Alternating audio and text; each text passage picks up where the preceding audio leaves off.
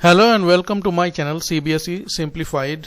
बहुत बहुत स्वागत है आप सभी लोगों का एक बार फिर से मेरे इस चैनल पर। आज काफ़ी दिनों बाद मैं आपके लिए एक छोटा सा वीडियो लेकर आया हूं। ये बेसिकली जो वीडियो है, आज के इस वीडियो में हम बात करेंगे नोटिस राइटिंग की, और खासकर नोटिस राइटिंग का जो आईसीएसई बोर्ड का पैटर्न है और सीबीएसई बोर्ड का पैटर्न है उसके बारे में हम बात करेंगे। फिलहाल इस वीडियो में जो आईसीएसई बोर्ड में क्लास 9th और 10th में इंग्लिश लैंग्वेज का जो पेपर आता है 80 मार्क्स का, उसमें क्वेश्चन नंबर 3 में ये 5 नंबर का नोटिस आता है और 5 नंबर का ही एक ईमेल आता है।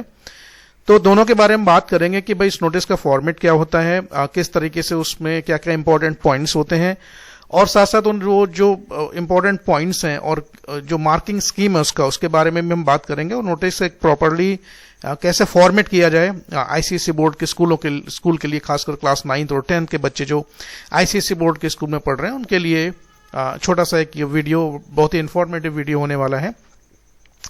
चैनल को सब्सक्राइब करें, वीडियो को लाइक और शेयर करें। जिन जिन स्टूडेंट्स के साथ आपको लगता है कि वीडियो ये शेयर करके उनके लिए थोड़ा सा बेनिफिशियल हो सकता है तो वीडियो को शेयर जरूर करें। साथ साथ आपका कोई कमेंट या सुझाव या कोई सजेशन है, किसी तरीके का कोई फीडबैक है इन वीडियोस के बारे में, तो मेरे साथ वो जरूर शेयर कर सकते हैं। तो चलिए बात करते हैं। जैसा कि मैंने बोला कि क्लास 9th और क्लास 10th में जो इंग्लिश ग्रामर का जो क्वेश्चन पेपर आता है उसमें क्वेश्चन नंबर 3 में हमेशा एक नोटिस राइटिंग आता है और एक ईमेल लिखने के लिए आता है।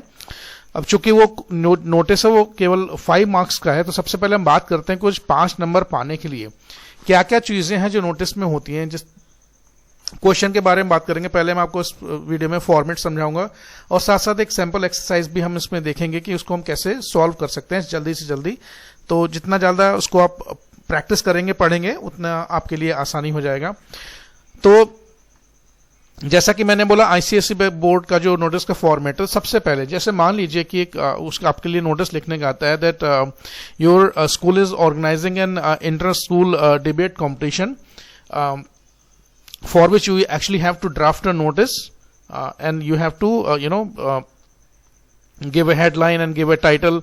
You have to give a date and time and venue, and you also have to inform the students who are interested in participating in this inter-school debate competition. So how you can actually write a good notice and get maximum marks in your examination, that is something we are going to discuss in this video. तो सबसे पहला है क्या, देखिए जैसे inter school debate competition है तो सबसे पहला जो ऊपर की सबसे पहली लाइन होती है वो उसमें आपको एक टाइटल लिखना होता है। तो फर्स्ट चीज जो सबसे इंपॉर्टेंट चीज है, right A Kainchi title that represents the topic. एक आपको एक क्रिएटिव वहां पर टाइटल लिखना होता है। ये टाइटल कौन कौन से हो सकते हैं इसके बारे में भी हम बात करेंगे। तो ये अगर आप एक टाइटल लिखते हैं तो उसका आपको हाफ मार्क्स मिलेगा। ये कितने नंबर का होता है, आधा नंबर का। उसके बाद आप यहां पर एक लाइन का स्पेस छोड़ेंगे। उसके बाद टॉपिक नेम वही होता है जो क्वेश्चन में दिया गया है। जैसे इंटर स्कूल डिबेट कंपटीशन है तो आपका जो टाइटल इसमें टॉपिक बनेगा, यानी कि जो आपका हेडिंग बनेगा वो बनेगा इंटर स्कूल डिबेट कंपटीशन। या जैसे मान लीजिए डांस कंपटीशन है या म्यूजिक कंपटीशन है या फिर क्रिकेट टूर्नामेंट है, इंटर स्कूल हो सकता है, वो इंटर हाउस भी हो सकता है। तो जो भी क्वेश्चन में लिखा है वो यहाँ पर टॉपिक नेम लिखा है वो यहाँ पर आएगा, उसका भी आपको आधा नंबर मिलता है। दो बातें यहाँ बड़ा इंपॉर्टेंट है। एक तो देखिए जो भी आप लिख रहे हैं नोटिस में वो सेंट्रली अलाइंड होना चाहिए। जैसे कि आप देख रहे हैं ये सारा का सारा जितना भी जो फॉर्मेट है सब आपको बिल्कुल ऐसा नहीं होना चाहिए कि आपने नोटिस लिखा और आप लेफ्ट साइड में सारा लिख दें या फिर राइट साइड में सारा लिख दें, ऐसा नहीं होना चाहिए। जो भी आप नोटिस लिख रहे हैं तो जो आप सबसे पहले जो आप टाइटल लिखेंगे उसका हर वर्ड का पहला लेटर कैपिटल होना चाहिए। ऑलराइट, उसके बाद आप उसको लिखने के बाद एक लाइन का गैप छोड़ेंगे। उसके बाद उसके नीचे उसका टॉपिक लिखेंगे, यानी कि जो भी कंपटीशन है उसको लिखेंगे। और उसमें भी कंडीशन ये रहती है कि आप उसके हर वर्ड का पहला जो लेटर है उसको टाइटल उसको कैपिटल ही रखें। तो इसके लिए आपको हाफ मार्क मिलेंगे। उसके बाद नेक्स्ट सबसे इंपॉर्टेंट चीज आती है डेट। देखिए डेट लिखने के 2 फॉर्मेट हैं वो जो आईसीएसई बोर्ड के द्वारा एक्सेप्टेबल हैं। जैसे मान लीजिए ये वीडियो मैं आज 17 मई को बना रहा हूं, 17 मई 2025 आज डेट है। तो एक फॉर्मल वे में जो डेट लिखा जाता है, जितने भी नोटिस हैं या ईमेल हैं या फिर लेटर्स हैं, फॉर्मल लेटर्स हैं, बिजनेस लेटर्स हैं, लेटर टू एडिटर्स हैं, तो उसमें जो फॉर्मल वे होता है डेट लिखने का, उसमें सबसे पहले डेट आएगा, जैसे आज 17, फिर आप मई लिखेंगे और उसके बाद 2025, या फिर उसको आप मे MAY में एम कैपिटल होना चाहिए और उसके बाद 17 कॉमा लगा के 2025, यानी कि या तो आप पहले डेट लिखिए या फिर मंथ लिखिए और उसके बाद प्रॉपर 2025 ईयर को आप पूरा लिखेंगे, शॉर्ट में नहीं लिखेंगे। तो इसके लिए भी आपको आधा नंबर मिलेगा। उसके बाद you will leave a one line. अच्छा, इसमें सबसे इंपॉर्टेंट बात क्या है, always give a date with the 10 days give from the date from the issue of the notice. कहने का मतलब ये है कि जिस दिन आप नोटिस ड्राफ्ट कर रहे हैं और जिस दिन वो इवेंट होने वाला है, दोनों के बीच में कम से कम 8 से 10 दिन का गैप रहना चाहिए।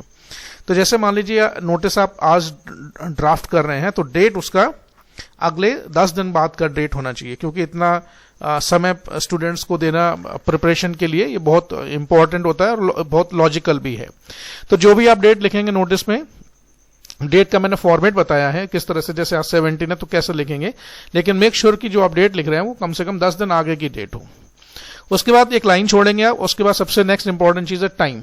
टाइम बहुत इंपॉर्टेंट है, टाइम बिल्कुल क्लियरली मेंशन होना चाहिए और इसमें किसी तरीके का कोई कंफ्यूजन नहीं। तो आप टाइम में टाइम हेडिंग डालेंगे और उसके बाद जैसे मान लीजिए आप इंटर स्कूल डिबेट कंपटीशन करा रहे हैं तो बेस्ट जो टाइम है इसका हो सकता है स्कूल टाइम में ही सबसे सुटेबल टाइम होता है। तो फॉर एग्जाम्पल आप 10 o'clock से 12 o'clock या फिर उसको 12 AM to 10 AM to 12 AM लिख सकते हैं, या 10:30 AM to 12:30 PM लिख सकते हैं। ऑलराइट, उसके बाद जो नेक्स्ट इंपॉर्टेंट सबसे चीज आती है, इसके लिए भी आपको हाफ मार्क मिलेगा। और उसके बाद दो चीजें बहुत इंपॉर्टेंट, एक तो वेन्यू।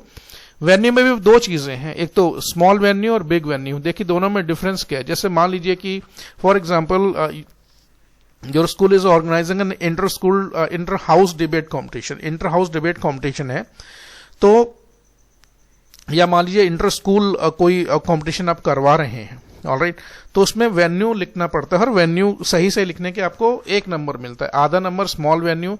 जैसे कि मान लीजिए आप इंटर हाउस डिबेट कॉम्पिटिशन करा रहे हैं तो वो एग्जैक्टली स्कूल में कहां पर हो रहा है। अब कई बार स्कूल बहुत बड़े बड़े स्कूल्स होते हैं, कई उसमें अंदर ही काफी सारी बिल्डिंग्स होती हैं, ऑडिटोरियम भी होता है, लाइब्रेरी होता है, तो आपको मेंशन क्लियरली करना पड़ेगा कि वो उसका वेन्यू क्या है, लाइब्रेरी है या ऑडिटोरियम है या फिर कहीं और है। और उसके बाद बिग वेन्यू, बिग वेन्यू का मतलब वो प्रॉपर स्कूल का नाम, अगर स्कूल में वो कॉम्पिटिशन हो रहा है। तो ये दोनों सही से लिखने के लिए आप ऊपर स्मॉल वेन्यू लिखिए, नीचे की लाइन में बिग वेन्यू लिखिए, दोनों का आधा आधा नंबर यानी कि 1 नंबर मिलेगा। तो चूंकि नोटिस राइटिंग 5 नंबर का है तो आधा नंबर आपको ऊपर सबसे जो क्रिएटिव टाइटल लिखने का मिलता है, आधा नंबर आपको टॉपिक लिखने का मिलता है, हाफ मार्क डेट लिखने का, हाफ मार्क उसका टाइम लिखने का और आधा आधा नंबर वेन्यू लिखने का होता है। अब बचते हैं 2 नंबर, बस जो उसमें 2 नंबर आपको जो मिलते हैं वो जो एग्जैक्ट आपको नोटिस में इंफॉर्मेशन देनी है वो आप जो भी लिखते हैं 3 या 4 लाइन में उसके आपको 2 नंबर मिलते हैं। उसमें भी 2-4 चीजें बड़ा इंपॉर्टेंट है। एक तो देखिए, एक तो नोटिस का पर्पस ही होता है, नोटिस बहुत ही शॉर्ट और प्रिसाइज एक टू द पॉइंट इंफॉर्मेशन होता है जो कि लार्ज ग्रुप को कम से कम समय में एक लार्ज ग्रुप को एड्रेस करने के लिए, जैसे आप स्कूल के सभी स्टूडेंट्स को एड्रेस करना चाहते हैं तो वो बहुत एक्यूरेट तरीका माना जाता है कि आप एक नोटिस लिखकर बोर्ड पर लगा दीजिए तो जो भी स्टूडेंट्स हैं वो उसको पढ़ लेंगे। लेकिन उसमें सबसे इंपॉर्टेंट बात है कि इन्फॉर्मेशन बिल्कुल टू द पॉइंट और बिल्कुल एक्यूरेट इन्फॉर्मेशन होनी चाहिए and there should not be any kind of confusion in it, alright. और दूसरी सबसे बड़ी बात है जो 2 नंबर का जो जिसको हम कहते हैं बॉडी ऑफ नोटिस, जो आप एग्जैक्ट इन्फॉर्मेशन लिख रहे हैं उसके लिए आपको 2 नंबर मिलते हैं। और उस 2 नंबर में एक तो ग्रामर होने चाहिए, आपका सेंटेंस फॉर्मेशन बिल्कुल करेक्ट होना चाहिए, स्पेलिंग एरर फ्री होना चाहिए, तो इसके आपको 2 नंबर मिलते हैं। तो ये तो रही बात फॉर्मेट की। अब ये बेसिकली एक सैंपल एक्सरसाइज देख लेते हैं कि एक नोटिस प्रॉपरली एक फॉर्म कैसे किया जाता है और कैसे आप उसमें अच्छे नंबर ला सकते हैं। अब जैसे कि सैंपल एक्सरसाइज है, एक इंटर स्कूल डिबेट कंपटीशन का के लिए के एक नोटिस का सैंपल एक्सरसाइज है। तो जैसा कि मैंने बोला सबसे ऊपर एक क्रिएटिव टाइटल होता है, तो एक नोटिस डिबेट कंपटीशन के लिए एक क्रिएटिव टाइटल हो सकता है वॉर विद वर्ड्स। ऐसे और भी एग्जांपल हैं, ऐसे क्रिएटिव टाइटल्स आप गूगल के थ्रू या फिर चैट जीपीटी के माध्यम से सर्च करके उनको थोड़ा सा आप अपने रिकॉर्ड बुक में रख सकते हैं, याद कर सकते हैं। तो हाफ मार्क्स उसको आपको मिलेगा। देखिए सारी चीजें सेंट्रली अलाइंड है, ना ये लेफ्ट में है ना ये राइट में, बिल्कुल बीचों बीच में है।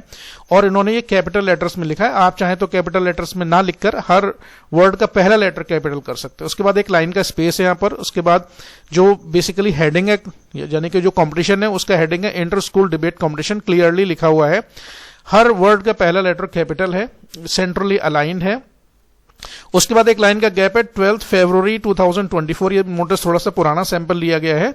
तो डेट लिखने का फॉर्मेट किस तरह से जो मैंने आपको बताया था, उसके बाद एक लाइन छोड़ के टाइम बिल्कुल क्लियरली मेंशन है 9 AM से 12 PM, यानी कि 9 से 12 बजे तक ये कंपटीशन होगा। और उसके बाद वेन्यू स्कूल ऑडिटोरियम में है और स्कूल का नाम है डिवाइन प्रोविडेंस स्कूल। उसके बाद जो बॉडी ऑफ द लेटर है, बॉडी जो मतलब मेन इंफॉर्मेशन है वो है क्या, we are pleased to announce that the school is organising inter school debate competition for the middle school from 6th standard to 10th standard grade students. देखिए clearly mention है कि हमारे स्कूल एक inter school debate competition organise करने जा रहा है। और किसके लिए? Basically this debate is not for all the students of the school. देखिए स्कूल में, बड़े स्कूलों में क्लास 1 से लेकर क्लास 12 तक सभी बच्चे पढ़ते हैं, तो आपको क्लियरली मेंशन करना पड़ेगा, कंफ्यूजन नहीं होना चाहिए कि वो डिबेट कंपटीशन किन क्लास के बच्चों के लिए। तो इसमें लिखा गया कि क्लास 6 से क्लास 10 के बच्चों के लिए ही केवल। Those who are interested can give their names to their respective class teacher by 5th February.